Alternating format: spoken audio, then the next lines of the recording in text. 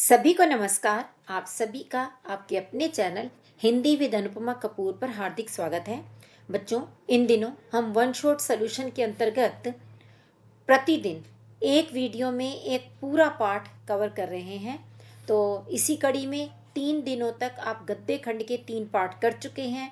आज डे 4 में हम गद्य खंड का अंतिम पाठ, जो कि अंतरा भाग 2 में है, और उस पाठ का नाम है कुटज, जिसके लेखक हैं हजारी प्रसाद द्विवेदी जी। आज इस पाठ को हम करेंगे। इस वीडियो में हम कुटज का प्रतीकार्थ समझेंगे और इस पाठ को लिखने के पीछे लेखक का मंतव्य क्या था वह भी जानेंगे। पाठ का सार देखेंगे, जिसमें सारे स्मरणीय बिंदु होंगे, और पाठ में आए हुए कुछ दोहे हैं जो कि संस्कृत में हैं और थोड़े से कठिन भी हैं। उन सब की हम सरल व्याख्या भी समझेंगे। पाठ के समस्त प्रश्नोत्तर करेंगे, बहुविकल्पी प्रश्नों पर भी चर्चा होगी, और साथ ही साथ सब प्रसंग व्याख्या भी जानेंगे। तो इस तरह से पूरा पाठ एक ही वीडियो में हम करने वाले हैं। तो जल्दी से पहचान लीजिए कुटज कैसा पेड़ होता है और इसके फूल कैसे होते हैं, किस तरह के दिखते हैं। वह इसके लेखक जो है हजारी प्रसाद द्विवेदी, उनसे भी आप परिचय प्राप्त कर लीजिए। फिर हम आगे बढ़ते हैं और सबसे पहले समझते हैं कुटज का प्रतीकार्थ। कुटज एक मेहनती, परिश्रमी, संघर्षशील और अपने अस्तित्व की खातिर निरंतर लड़ रहे व्यक्ति के संघर्ष की महान गाथा है। दूसरे शब्दों में, कुटज लेखक के अपने संघर्ष की अमिट गाथा है, जिसने किसी भी परिस्थिति में हार न मानने का संकल्प लिया है और चाटुकारिता या खुशामद से नहीं, बल्कि अपने दम पर आगे बढ़ने की ठानी है।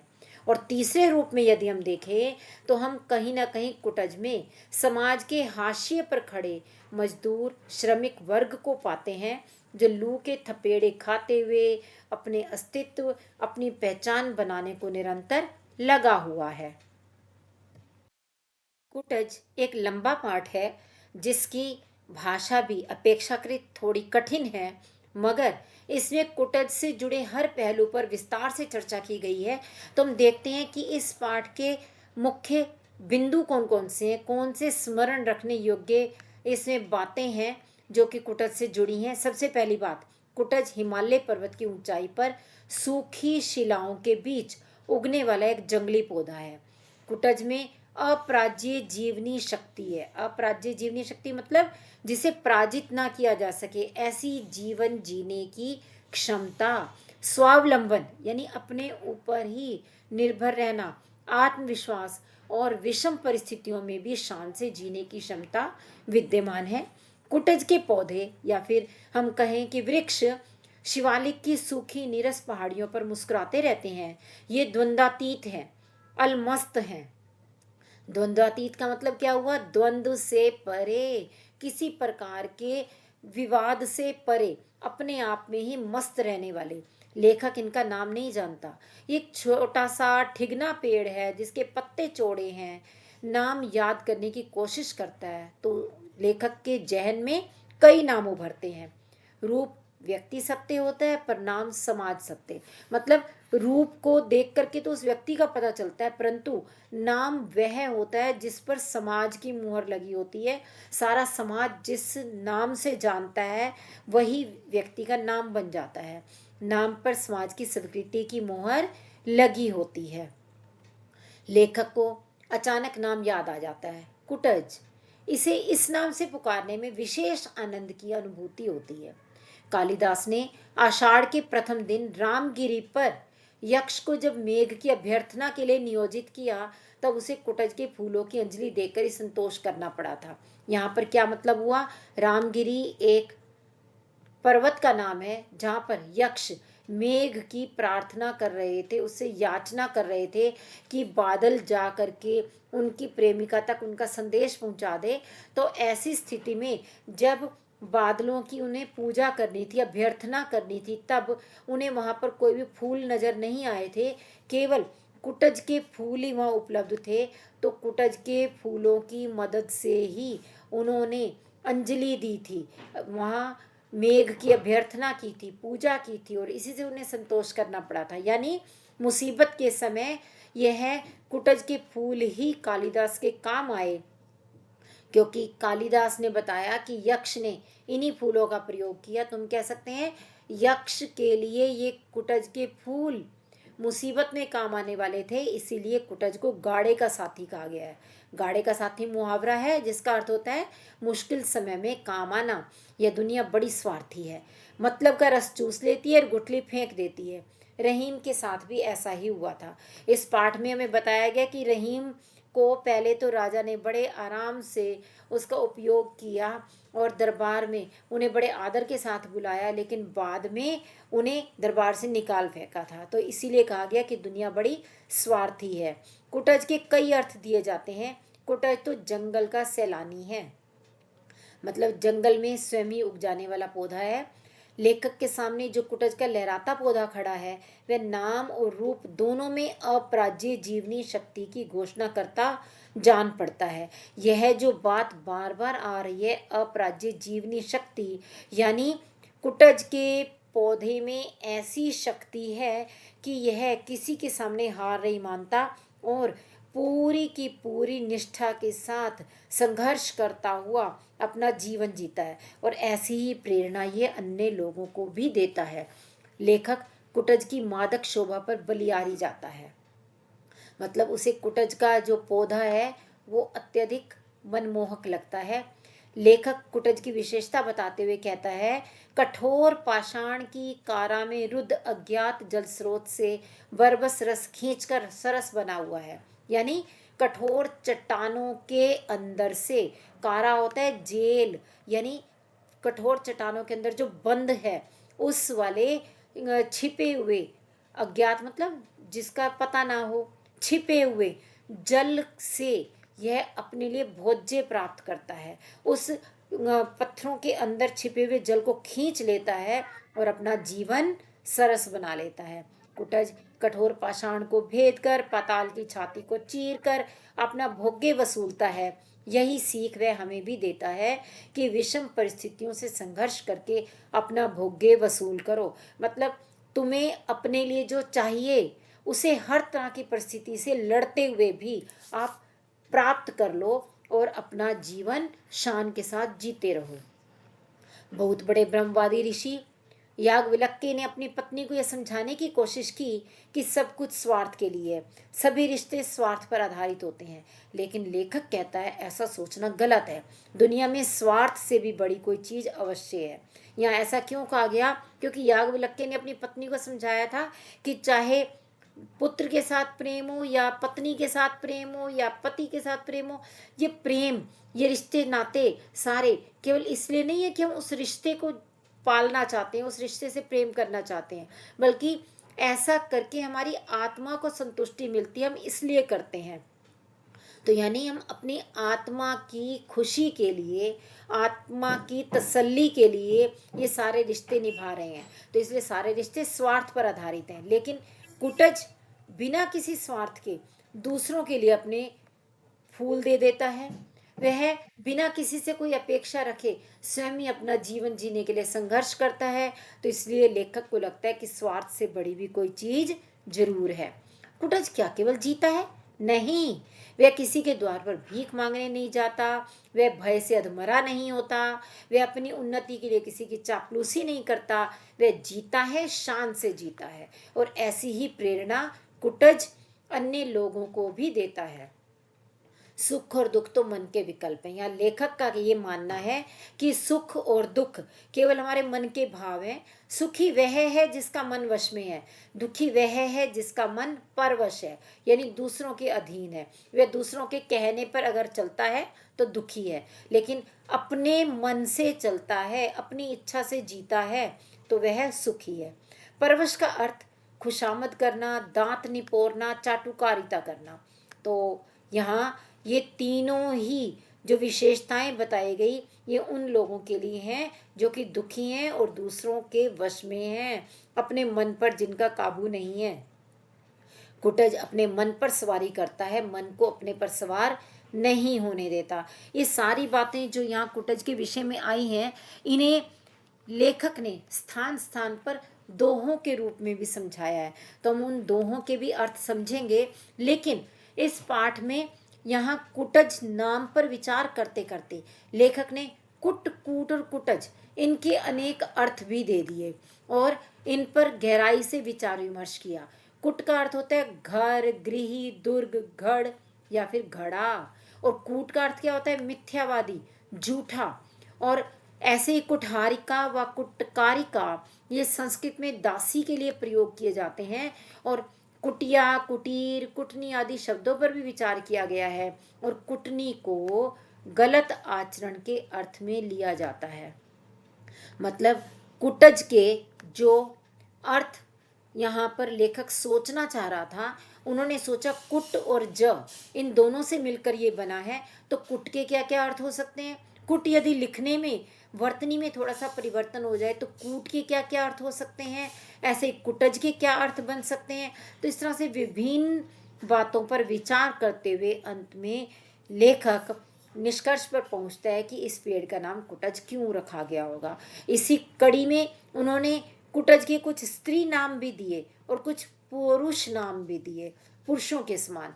स्त्री नामों में सुष्मिता यानी सु प्लस स्मिता यानी सुंदर मुस्कान वाला। गिरी कांता, गिरी और कांता से मिलकर बना है। गिरी का अर्थ होता है पहाड़, पहाड़ों की शोभा। वन प्रभा, वन प्रभा भी जंगलों की शोभा के लिए आता है। विजित आतपा, जिसने धूप को जीत लिया हो। विजित जमा आतपा, आतपा यानी धूप, जिसने धूप को जीत लिया हो।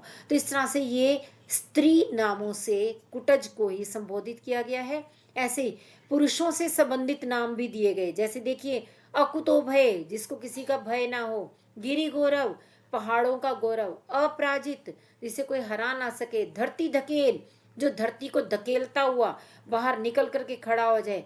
पहाड़ फोड़, जो पहाड़ों को फोड़ करके बाहर निकल आए। पाताल भेद, जो पाताल को भेदता हुआ नीचे तक चला जाए और अपनी जड़ों से रस को चूस करके ले आए। तो ये कुटज के अनेक अर्थ इसी पाठ के अंदर ही शामिल हैं। अब हम बात कर लेते हैं पाठ में आए प्रमुख दोहों की। थोड़ा ध्यान से समझिएगा, क्योंकि ये दोहे भाषा थोड़ी सी कठिन भले ही हो, लेकिन इनका जो भाव निकलता है वो बहुत ही शानदार निकलता है। वे रहीम अब बिरच कहें, जिनकर छा गंभीर, बागन बिच बिच देखियत, सेहुण कुटज करीर। या स्वार्थ से युक्त संसार के लोगों के लिए ही रहीम जी ने कहा था कि वे रहीम अब बिरच कहें, बिरच माने वृक्ष, कि अब वे शानदार बड़े बड़े वृक्ष कहाँ हैं। जिनकर छा गंभीर, जिनकी छाया काफी गहरी होती थी, घनी होती थी। यहाँ ये बड़े बड़े वृक्ष परोपकारी व्यक्तियों के लिए प्रतीकार्थक रूप में आए हैं कि अब ऐसे परोपकारी व्यक्ति समाज में नजर नहीं आते। अब वे बड़े बड़े घनी छाया वाले पेड़ भी कहीं दिखाई नहीं देते। बागन बीच बीच देखियत, सिंहुण कुटज करीर। यदि बागों के बीच बीच में देखें तो हर जगह सेहुण, कुटज और करीर ये तीनों नाम हैं जो कि कंटीले वृक्षों के हैं। ऐसे कंटीले पेड़ ही नजर आते हैं और कहीं भी शानदार छाया वाले पेड़ नजर नहीं आते। यहाँ पर ये कंटीले पेड़ किसके प्रतीक हैं? स्वार्थी लोगों के प्रतीक हैं। तो यहाँ एक तरह से स्वार्थ युक्त इस संसार की ओर ही ध्यान आकर्षित किया गया है। दूसरा दोहा है, भित्वा पाषाण पिठरम छित्वा, प्राभंजनी व्यथाम, पीतवा पाताल पानीयम, कुटज चुंबते नभ। भित्वा यानी भेद कर, ये कत्वा प्रत्यय लगा हुआ है जिसका अर्थ होता है करके। तो किसको भेद कर? पाषाण पिठरम, कठोर पत्थर की पीठ को, कठोर चट्टानों को भेद कर। छित्वा प्राभंजनी व्यथाम, प्राभंजनी का मतलब होता है तेज हवाएं, तूफान, तूफानों की व्यथा को पार करके। पीतवा पाताल पानियम, पाताल के पानी को पी करके। कुटज चुंबते नभा, आकाश को चूमता है। मतलब हर तरह की विषम परिस्थिति के होते हुए भी कुटज शानदार तरीके से आकाश की ओर सिर करके ऊंचा खड़ा रहता है और अपना जीवन जीता है। अगला है, सुखम व यदि व दुखम, प्रियम व यदि व प्रियम, प्राप्तम प्राप्तम उपासीत हृदयन अपराजिता, कि सुख मिले या दुख, वा माने होता है अथवा या, चाहे सुख मिले या दुख मिले, प्रिय हो या फिर अप्रिय हो, ये वह अप्रिय में ना या अप्रिय हो, हमें जो कुछ मिल रहा है उससे हमें भले सुख प्राप्त हो या दुख, वह हमें चाहे अच्छा लगे या फिर बुरा लगे, प्राप्तम प्राप्तम उपासित, जो कुछ भी प्राप्त हो रहा है, जो कुछ भी हमें मिल जाए, उस प्राप्त किए हुए की उपासना करें, उसका उपभोग करें, हृदयन अपराजिता, हृदय से अपराजित रहकर, यानी हृदय से कभी भी हार ना मानते हुए जो कुछ भी मिल जाए उसी का ही हंसी खुशी शान से उपभोग करें, ऐसा कुटज हमें सीख देता है। तो ऐसा ये कुटज के विषय में कहा गया है। अगला, नात्मार्थम इच्छामि मनो नित्यम अनुनंत्रे मनो में निर्जितम तस्मात् वशे तिष्ठति सर्वदा। यहाँ ये भी कुटज के लिए ना आत्मार्थम इच्छामि, ना जमा अहम जमा आत्मार्थम जमा इच्छामि, ना माने नहीं, अहम यानी मैं, आत्मार्थम अपने लिए, इच्छामि माने चाहता हूँ, मैं अपने लिए कुछ नहीं चाहता हूँ।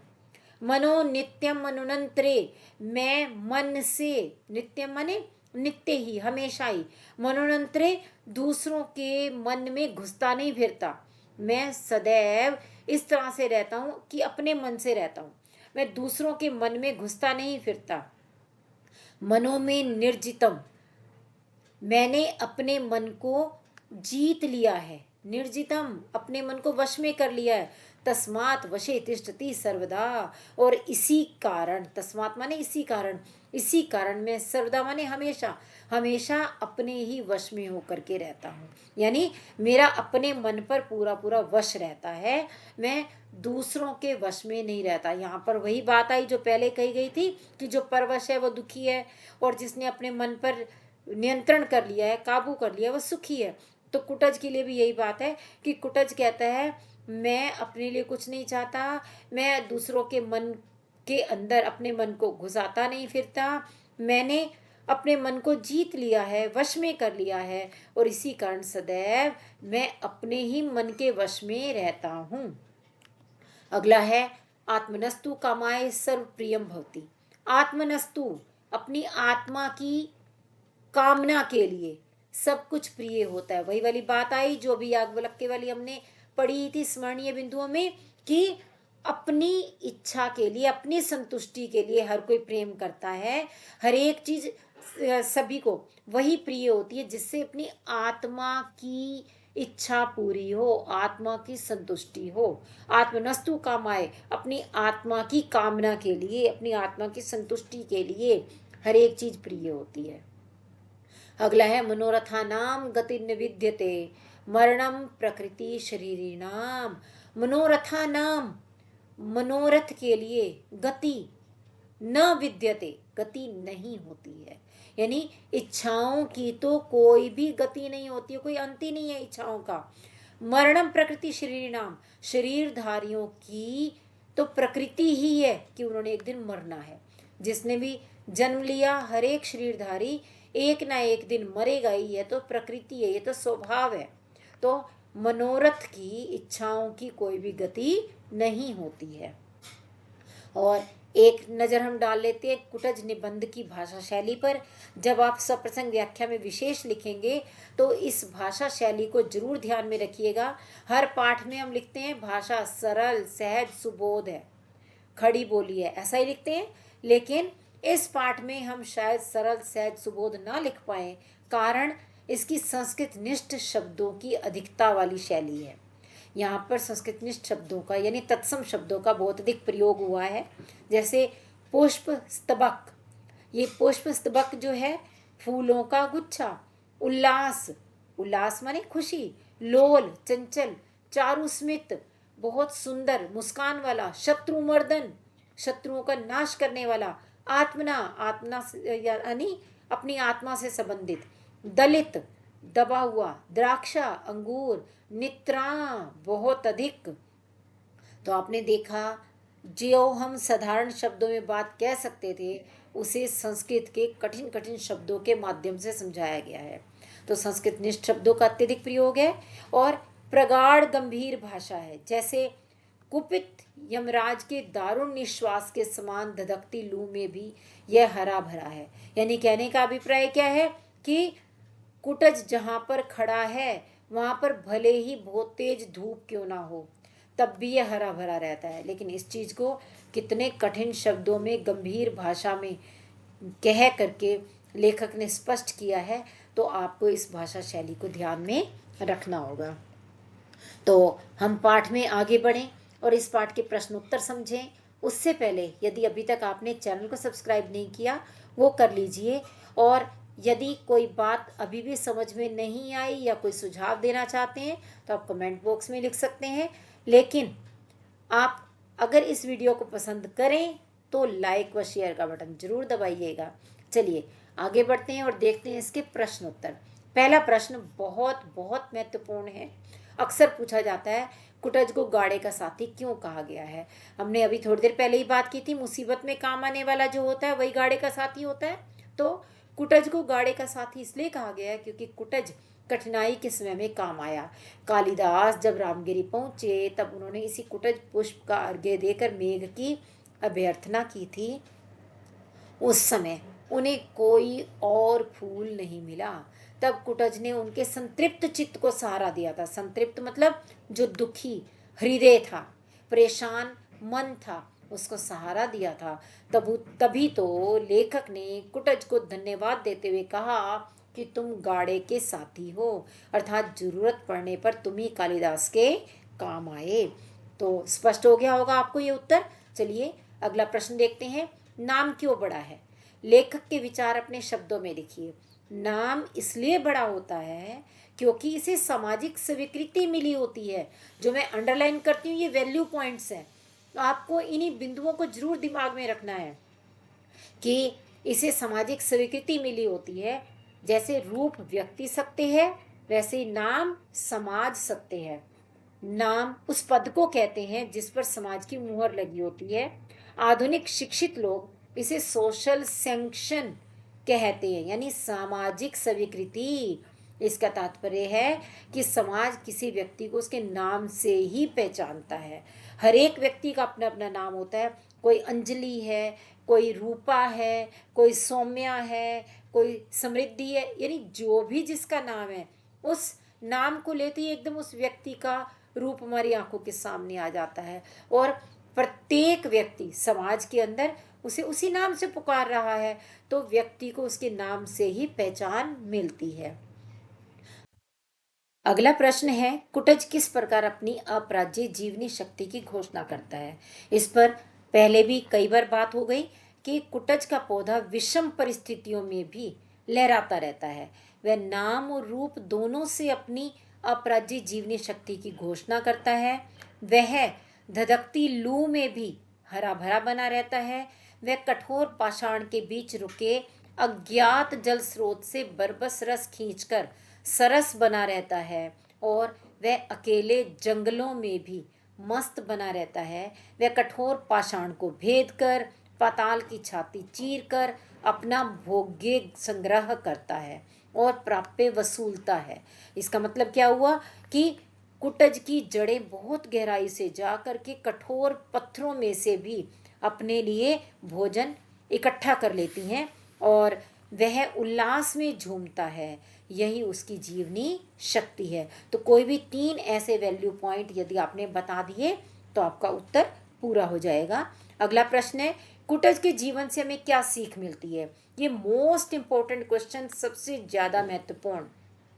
इसी प्रश्न को ऐसे भी पूछा जा सकता है, कुटज का जीवन किन मानवीय मूल्यों की सीख देता है और कैसे? पाठ के आधार पर उत्तर दीजिए। तो कुटज के जीवन से हमें यह सीख मिलती है कि एक तो हर हाल में जियो और मस्ती के साथ जियो। अपना प्राप्य अवश्य वसूल करो, मतलब जो तुम्हें प्राप्त करना है अपने लक्ष्य पर आप दृढ़ निश्चय होकर के उसे प्राप्त करके ही रहो। अपना आत्मसम्मान बनाए रखो। परोपकार के लिए जियो, दूसरों की भलाई के लिए जियो कुटज की तरह ही, और किसी की चापलूसी मत करो। अपने मन पर नियंत्रण रखो और ईर्ष्या द्वेष की भावना से ऊपर उठो। तो इनमें से कोई भी 3 बिंदु भी यदि आप बताते हैं तो आपका उत्तर पर्याप्त रहता है। अगला प्रश्न है, कुटज क्या केवल जी रहा है? लेखक ने यह प्रश्न उठाकर किन मानवीय कमजोरियों पर टिप्पणी की है? तो इसका उत्तर होगा, लेखक ने यह प्रश्न उठाकर निम्नलिखित मानवीय कमजोरियों पर टिप्पणी की है कि सामान्य मानव शक्तिशाली के सामने घुटने टेक देता है, वह अपनी उन्नति के लिए अफसरों की जूतियां चाटता फिरता है। आज का मानव स्वावलंबन से ना जीकर दूसरों के आश्रय से जीता है। मनुष्य थोड़ी सी विषम स्थिति के आने पर घबरा जाता है, उसमें आत्मविश्वास की कमी है। और आज का मानव परमार्थ से दूर हटता चला जा रहा है, यानी वह दूसरों के लिए कुछ करना नहीं चाहता, हर एक चीज स्वार्थ के लिए, केवल अपने भले के लिए करना चाहता है। तो इस तरह के प्रश्न उठाकर लेखक कहना चाहता है कि कुटज की तरह हमें जीवन जीना चाहिए। कुटज केवल अपने लिए नहीं जीता, वह दूसरों के लिए जीता है। ऐसे हमें भी दूसरों की भलाई के लिए ही काम करने चाहिए। अगला प्रश्न है, लेखक क्यों मानता है कि स्वार्थ से भी बढ़कर जिजीविषा से भी प्रचंड कोई ना कोई शक्ति अवश्य है? उदाहरण सहित उत्तर दीजिए। तो लेखक का कहना है कि स्वार्थ से भी बढ़कर जिजीविषा से भी प्रचंड शक्ति अवश्य है, और वह शक्ति है आत्मा। आत्मा परमात्मा का अंश है और वह सभी में व्याप्त है। व्यक्ति की आत्मा केवल उसी तक सीमित नहीं है, वह व्यापक है। व्यक्ति को तब तक पूर्ण सुख का आनंद नहीं मिलता जब तक मनुष्य में अपने में सब और सब में आप, इस प्रकार की समष्टि बुद्धि नहीं आती।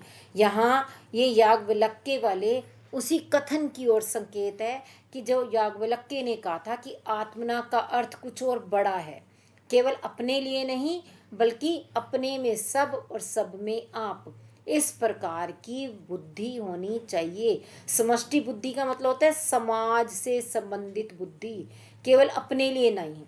व्यष्टि होता है केवल अपने लिए, व्यक्तिगत के लिए, और समष्टि मतलब सबके लिए, समाज के लिए।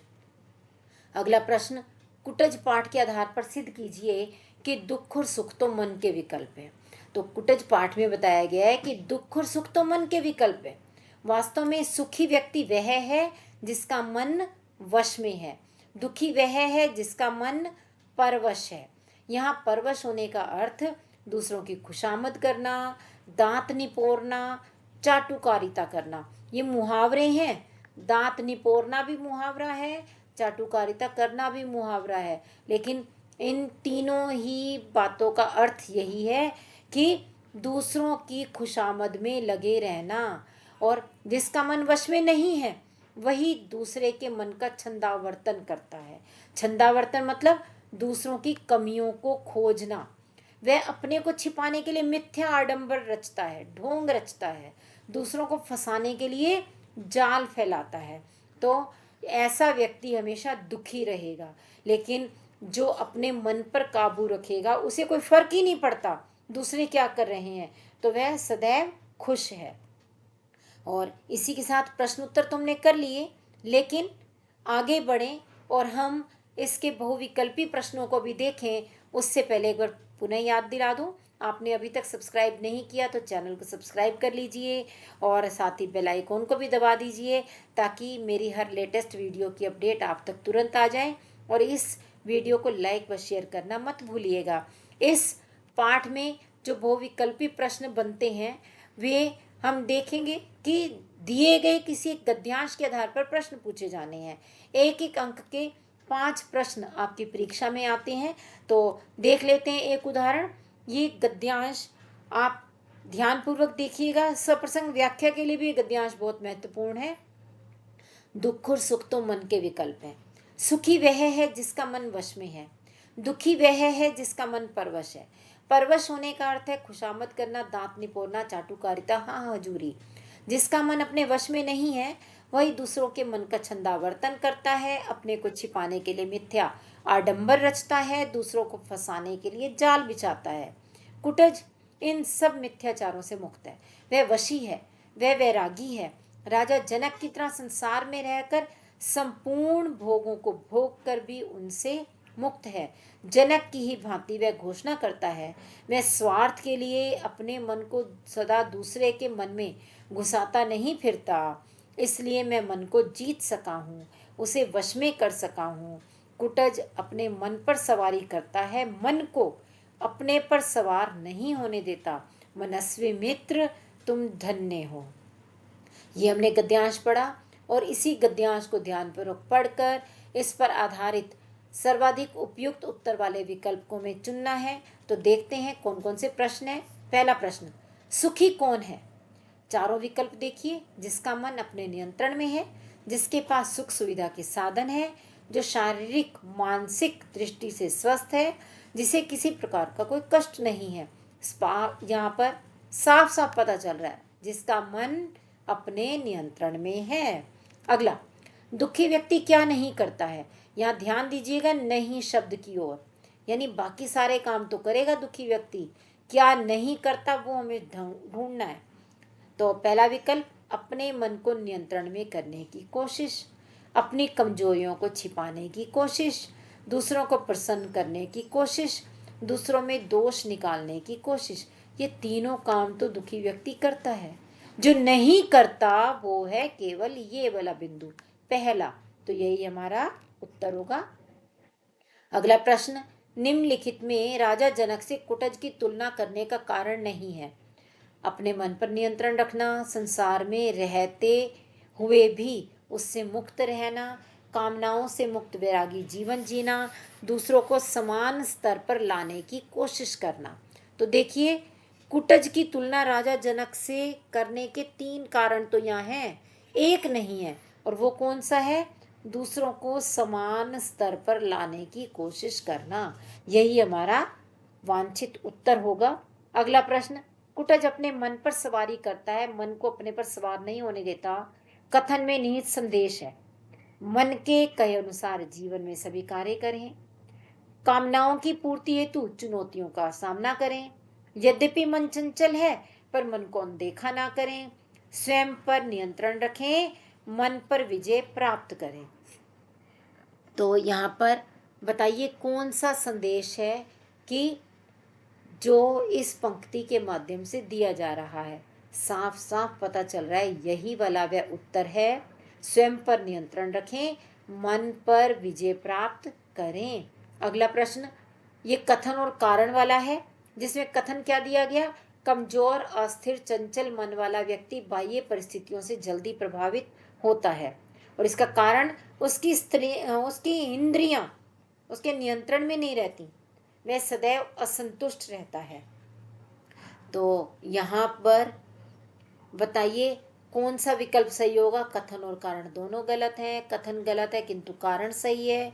कथन और कारण दोनों सही हैं किंतु कारण कथन की सही व्याख्या नहीं करता। कथन और कारण दोनों सही हैं तथा कारण कथन की सही व्याख्या करता है। तो यहाँ पर आप अंदाजा लगाइए कौन से वाला सही होना चाहिए। तो मेरे हिसाब से ये डी वाला उत्तर है। कथन और कारण दोनों सही हैं और कारण कथन की सही व्याख्या करता है। आगे बढ़ेंगे। देखिए, बाकी सभी वीडियोस में हम केवल एक ही बहुविकल्पीय प्रश्न कर लेते हैं, लेकिन यहाँ पर हम 2 करने वाले हैं। कारण यह सबसे अधिक महत्वपूर्ण पार्ट है जिसमें से बहुविकल्पीय प्रश्न पूछे जाते हैं और इसी में से सप्रसंग व्याख्या भी अक्सर पूछी जाती है। तो इसीलिए सप्रसंग व्याख्याएं भी इसकी कुछ ज़्यादा बनेंगी। ये जो मैंने यहाँ पर बहुविकल्पीय प्रश्न रखे, ये सीबीएसई की परीक्षा में पूछे गए हैं, उन्हीं को ही यहाँ पर शामिल किया है ताकि आपको सही सही अंदाजा हो जाए कि किस तरह का प्रश्न पूछा जाएगा और आपको कैसे कैसे उत्तर छांटने होंगे। तो देखिए, ये वाला गद्यांश क्या दिया गया? कहते हैं पर्वत शोभा निकेतन होते हैं। शोभा निकेतन मतलब शोभा के घर, शोभा का भंडार। फिर हिमालय का तो कहना ही क्या, पूर्व और अपर समुद्र महोदधि और रत्नाकर दोनों भुजाओं से थाता हुआ हिमालय पृथ्वी का मानदंड कहा जाए तो गलत क्या है? आप देख पा रहे होंगे कुछ कुछ कठिन शब्द हैं। कालिदास ने ऐसा ही कहा था। इसी के पाद देश में जो श्रृंखला दूर तक लौटी हुई है, लोग इसे शिवालिक श्रृंखला कहते हैं।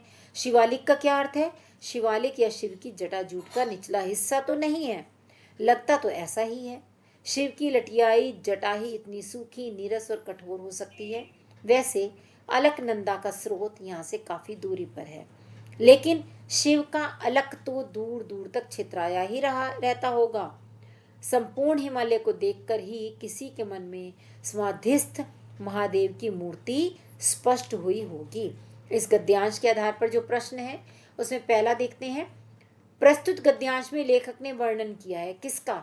हिमालय पर पाई जाने वाली वनस्पति का, शिव के अलग जाल के निचले हिस्से का, हिमालय पर्वत की कठोर चट्टानों का, हिमालय पर्वत के प्राकृतिक सौंदर्य का।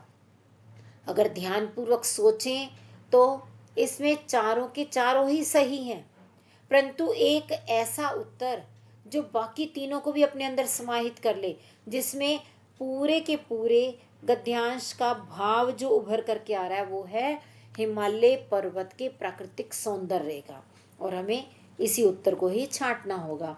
अगला है, हिमालय अपनी दोनों भुजाओं में कौन से दो समुद्रों को थामे हुए है?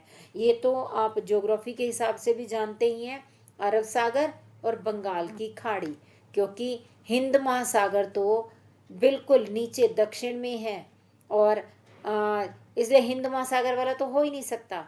और प्रशांत महासागर जो है ये भारत के आसपास है ही नहीं। भारत देश के आसपास एक तरफ अरब सागर है, दूसरी तरफ बंगाल की खाड़ी, और नीचे दक्षिण में है हिंद महासागर। ये तीन ही सागर हैं। चलिए अगले प्रश्न की ओर देखते हैं। लेखक को शिवालिक की पहाड़ियों में क्या दिखाई देता है? शिव की जटाएं, अलकनंदा का स्रोत, शानदार ठिगने वृक्ष, या सूखी हुई दूब? तो यहाँ पर शिवालिक की पहाड़ियों में शिव की जटाएं। आगे बढ़ेंगे। शिवालिक नामकरण का आधार है सूखी नीरस वनस्पति का होना, शिव का समाधिस्थ होना, शिव के समान रूपाकार होना, या अलकनंदा का उद्गम स्थल होना। तो इस नामकरण का आधार है शिव के समान रूपाकार होना। आगे कथन और कारण वाला है। हिमालय को देखकर समाधिस्थ महादेव की मूर्ति स्पष्ट होती है। हिमालय पृथ्वी का मानदंड है।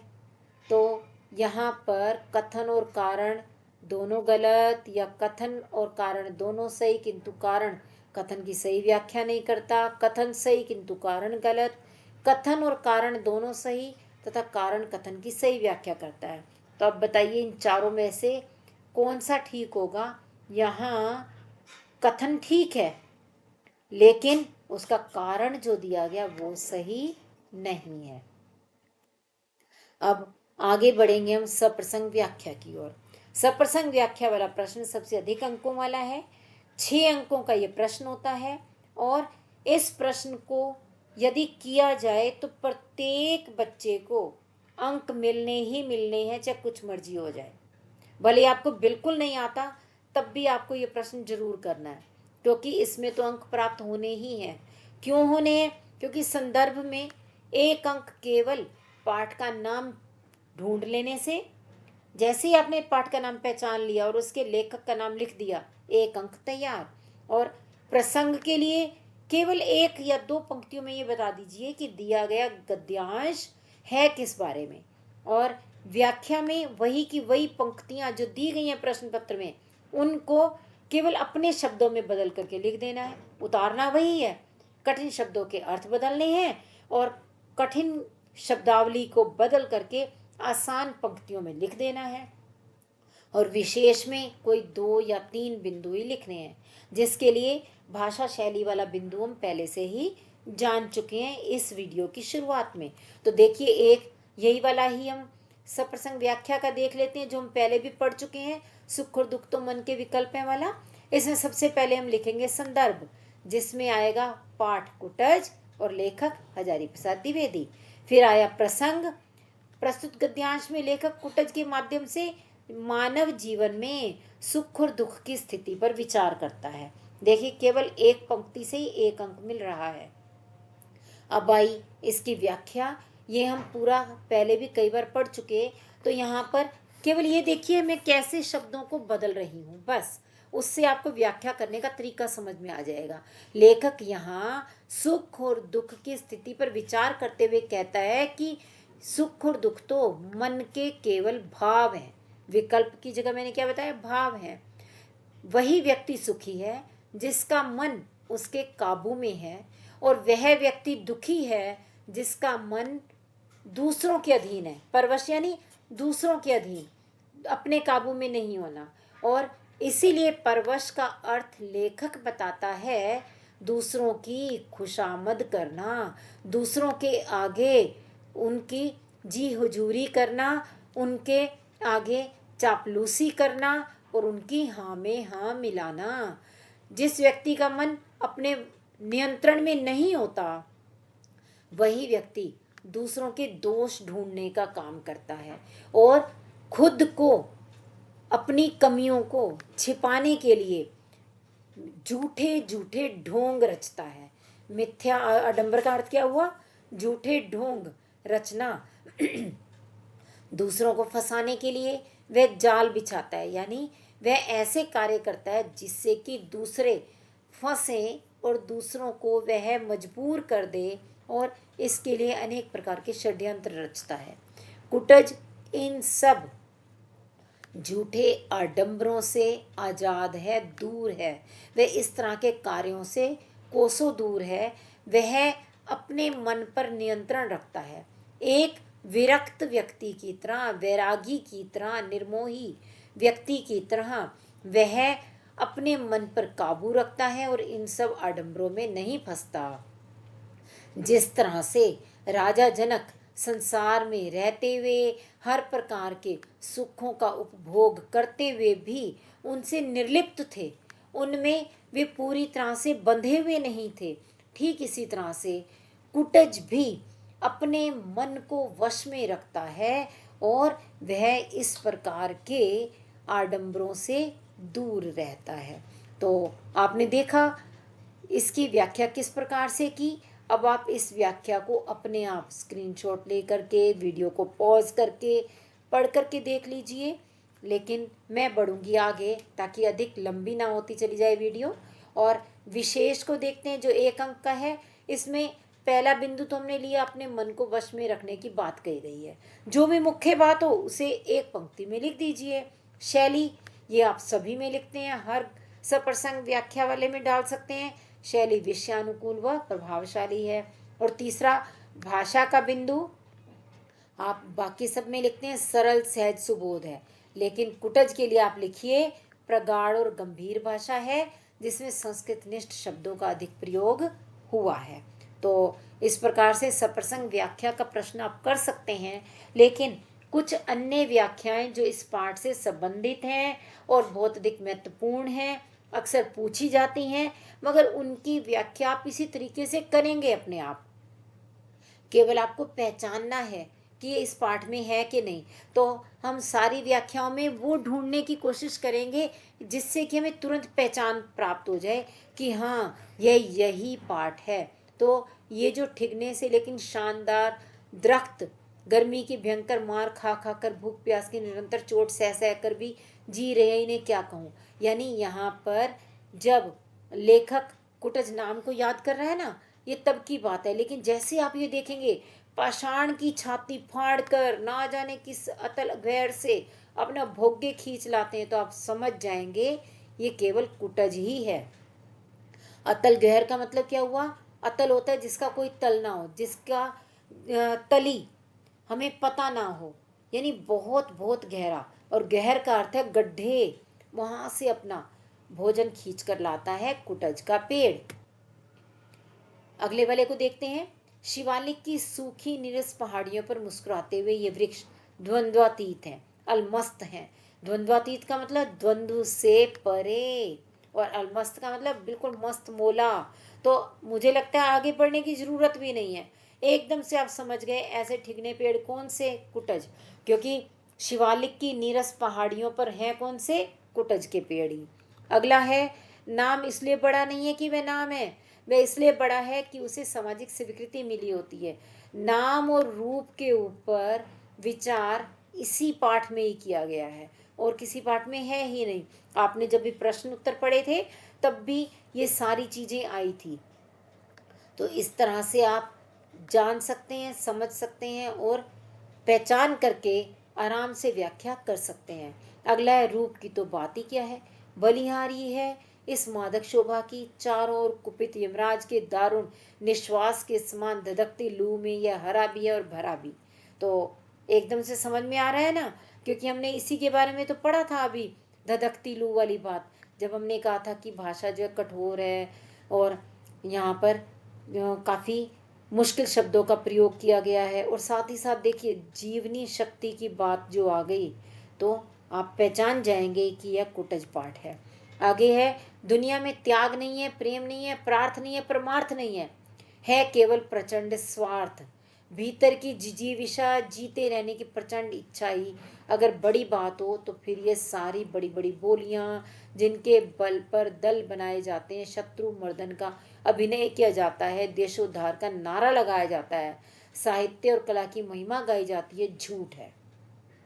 इसके द्वारा कोई ना कोई बड़ा स्वार्थ सिद्ध करता है, लेकिन अंतरतर से कोई कह रहा है ऐसा सोचना गलत ढंग से सोचना है। ये जब जिजीविषा वाली बात आएगी तो वो केवल यही पाठ होगा, याद रखिएगा। जिजीविषा की बात, और साथ में अभी आपने पढ़ा ही था, याज्ञवल्क्य ने कहा था ना स्वार्थ वाली बातें, कि हर तरफ स्वार्थ है, परंतु लेखक कहता है कि कुटज को देखकर हमें पता चलता है स्वार्थ नहीं बल्कि दूसरों के लिए यानी प्रार्थ के लिए जीना भी जीना है। और अगला है, जो समझता है वह दूसरों पर उपकार कर रहा है वह अबोध है। जो यह समझता है कि दूसरे उसका अपकार कर रहे हैं वह भी बुद्धिहीन है। कौन किसका उपकार करता है, कौन किसका अपकार कर रहा है। मनुष्य जी रहा है, केवल जी रहा है, अपनी इच्छा से नहीं, इतिहास विधाता की योजना के अनुसार। किसी को उससे सुख मिल जाए बहुत अच्छी बात है, नहीं मिल सका कोई बात नहीं, परंतु उसे अभिमान नहीं होना चाहिए। सुख पहुंचाने का अभिमान यदि गलत है तो दुख पहुंचाने का अभिमान तो नित्रा गलत है। नित्रा माने बहुत अधिक गलत, ठीक है। नित्रा क्या है, बहुत अधिक। ये नित्रा शब्द केवल और केवल इसी पाठ के अंदर ही आया है, ठीक है। तो आप इस तरह से देख करके पहचान सकते हैं कि जैसे कुटज जीता है उसी तरह से मनुष्य को भी जीना चाहिए, ऐसी सीख दी गई है। ये कुटज पाठ ही होगा। तो इसी के साथ ही ये पाठ पूरा हुआ। आपने इस पाठ से जुड़े सारे पहलू समझ लिए, और यदि आपको ये वीडियो पसंद आया इसे लाइक व शेयर कीजिए, और अभी तक चैनल को सब्सक्राइब नहीं कर रखा तो वो भी कर लीजिए, बेल आइकन को ज़रूर दबाइएगा। और यदि कोई भी प्रश्न आपके दिमाग में उठता है आप उसे कमेंट बॉक्स में लिख करके पूछ सकते हैं, और साथ ही साथ अपने सुझाव भी दे सकते हैं कि इस वीडियो को और बेहतर किस तरह से बनाया जा सकता था। हम फिर मिलेंगे अगले वीडियो में। धन्यवाद।